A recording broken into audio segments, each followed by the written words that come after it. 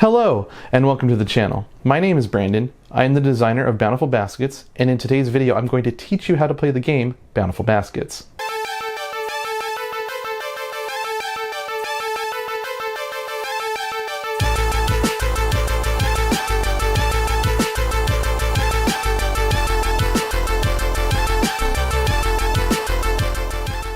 Bountiful Baskets is a competitive silent auction game in which players literally try to outbid each other in order to obtain these fruits that you see on the top of the box, in order to put those fruits in their baskets before leaving the auction house. And basically, whichever player has the most points at the end of the game wins.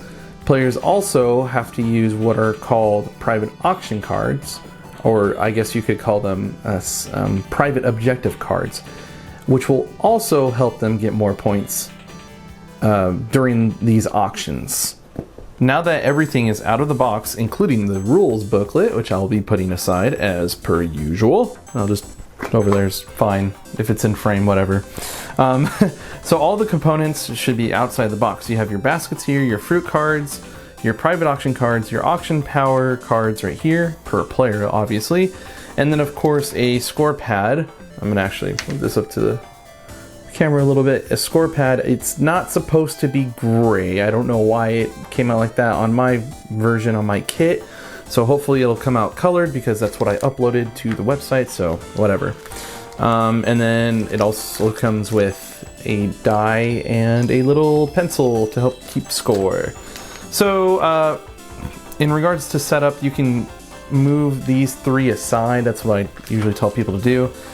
And I'm going to go out of order just because it's quicker if I just go with whatever's on my mind at the time. So now that you have everything outside of the box, the first thing you want to do, however many players are playing, each player needs to decide which deck of auction power cards they're going to use. Now, I do need to say this. Every deck, and again, freaking nails, there you go. Every deck has, and these are all jumbled because I just got done playing yesterday. Or a few days ago, I should say. Every deck has the exact same cards in them, so everyone knows what everyone else is playing with. It's the whole point of this game, is to psych each other out. Anyway, each player in the game chooses one deck, which is their hand for the entire game. So I'm gonna move those aside for now. I guess I'll keep these two out for an example later.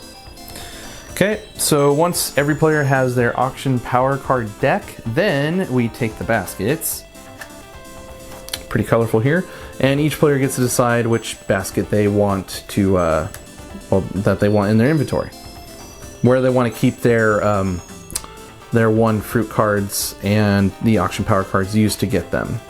So in this case, I'm going to set up for, we'll use green. Wait. That doesn't make sense. We'll use the blue and the yellow basket later for examples. Okay, and then, again, this is all out of order, but whatever. The rules go over this a lot more in depth than I am right now. I'm kind of tired, I don't know. Probably shouldn't be doing this at night, but you know, it's the only time I have. Anyway, moving on with the fruit card deck, all you have to do is just shuffle these. You're gonna use them, well, hopefully you're gonna be able to use them all, but it doesn't matter how many players are playing, whether it's 2 or 4, you're going to shuffle the fruit card deck and you're going to place that in the front of the table where the focus will be most of the time. Lastly, depending on how many players are playing, you're going to take this auction or private auction card deck, you're going to shuffle it first. And then starting with whichever player wants to go first, or well, not first, but whichever player wants to draw from this deck first, every player is going to take 1, 2, 3 cards and pass this deck along to the next player. They will also take 3 cards, so I'm just gonna, for our purposes here, and then the rest of the cards are going to not be used for the game, so you're going to put those aside. So let's say, let me do this a little bit better, because again, I'm setting this up for an example later on. Let's say these 2 are there, and let's say the orange player has these 3 cards. So Each player will then look at the 3 card. I'm just looking here what I got. Each player will look at the 3 cards they got, the private auction cards, that is, and they're going to decide to take 2 of these. And before I actually do an example, I'll go over how all the components work essentially. So you're gonna take 2. This person's like, I'm gonna take these 2. I don't want this one. Just toss it aside. And then the green player, if I can get their cards in my hand, that'd be nice. There we go. So the green player's like, I'm gonna take. I'm going to take these 2. Whatever, it doesn't matter. Okay. Once all players have their 2 private auction cards and their baskets in their inventory, then you're ready to start the game. Before we go over how an example auction works, I'm going to take this time now to go over the components of the game and what they do essentially. So let's start off with the baskets. The baskets are only there in order to hold any 1 fruit cards and auction power cards used to buy said fruit cards. An example could be whatever this card is, a pouty pear. Let's say this person won pouty pear with a +6 and a roll of the die, which I'm not going to do right now, but they only use these 2 auction power cards to win pouty pear. They keep these all face up, and you can do this however which way you like. I mean, it's up to you. And then just put it in their basket. That way it shows players, all other players, that there is a pouty pear that was already won, and that 2 auction power cards from player 1 is no longer usable for the rest of the game. Now let's move on to what the actual fruit cards do. And I just reset the deck very quickly, almost instantaneously. Okay, I'm just gonna look. Almost instantaneously, I just reset it without you even seeing me do it. Haha, just kidding. That's silly. All right, anyway, so you have these 4, okay, that's looks good enough on the camera. You have these 4 fruit cards, which have different values per card. Or I should say per fruit type. So I'm going to go over these very briefly, very quickly. So pouty pear says +5, +10, or +15 for every other fruit, or for every other type of fruit card in your basket, meaning at the end of the game. So at the end of the game, this card, just this card alone, is going to be worth either 5 points, 10 points, or 15 points. If you have a pouty pear by itself, that counts as a fruit type, so it'd be 5 points. If you have pouty pear, a buddy banana, and an aloof apple in your basket at the end of the game, then this pair would be worth 15 points. Pretty strong. Moving on to buddy banana, since he's right here. It says +2 or 4 or 6 or 8 per buddy banana in your basket. So if you only have 1 buddy banana, it's only going to be 2 points. If you have 2 of these buddy bananas, they're each going to be worth 4 points. If you have 3, they're going to be worth 6 points each. And if you have all 4, which would be really hard to do, it's going to be 8 points per buddy banana, because he's happy like that. He's cool like that. Aloof apple is pretty simple. It's just +5. Because that's just how it works out. And gentle grape says +X, which means you have to roll a 6-sided die in order to determine the card's value at the end of the game. Excuse me. So every time you have a gentle grape in your basket at the end of the game, you literally have to take this die that's supplied, roll it, and then remember that value, or you'll be able to write it down on the score pad. Even though I briefly touched on what auction power cards do in the previous section of this video, I'm going to go over them briefly again right now. Every player has the same amount of auction power cards in their hand in their deck, which is 8. These 8 cards have different values, which will help players win fruit cards. And you have to read the ones that have text on them, obviously, so I'm not going to go over them. During an auction, a player may decide to not bid anything, and that's totally fine. They say, I just don't want to participate in this auction, and they don't use their cards. Or if they're feeling, I guess, extra lucky, they can just use their entire deck. Maybe you're on a 4th auction and they only have 6 auction power cards left over. If they really want that fruit card, they can say, I'm all in, and they're just going to use all their cards. That's how that works. And again, when auction power cards are used, to gain a fruit card. That fruit card and the auction power cards used to get the fruit card go to that player's basket. Alrighty, the last part of this section are the private auction cards.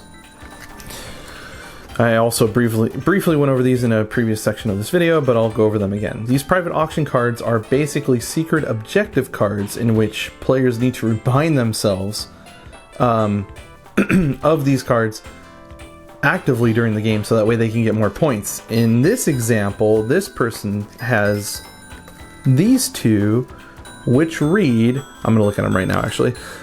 This one says +10 if you have the least amount of fruit cards in your basket at the end of the game, otherwise +4. So there's a condition there.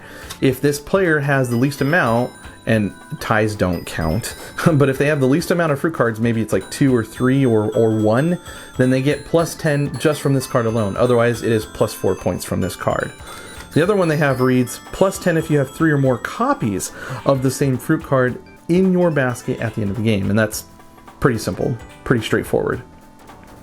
But yeah, that's all that private auction cards do. They're just secret objectives that players should be aware of constantly during the game, so that way they can get an edge on the other players. In this section, I'm going to go over what a practice auction looks like and what will happen if by chance 2 or more players tie with auction power cards for that particular fruit card.